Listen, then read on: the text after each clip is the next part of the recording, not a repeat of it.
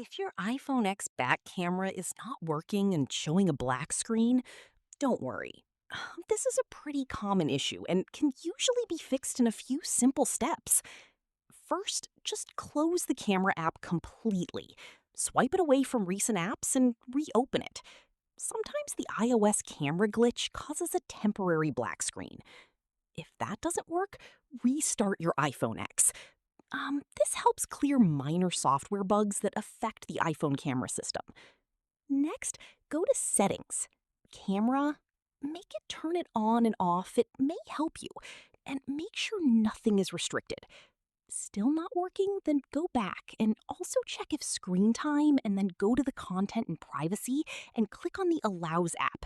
Then make it turn it on and off. Still not working? Try switching between front and back camera a few times. This can reset the camera module response. And if the issue continues, update your iOS version, because outdated software often causes the iPhone X black screen camera issue.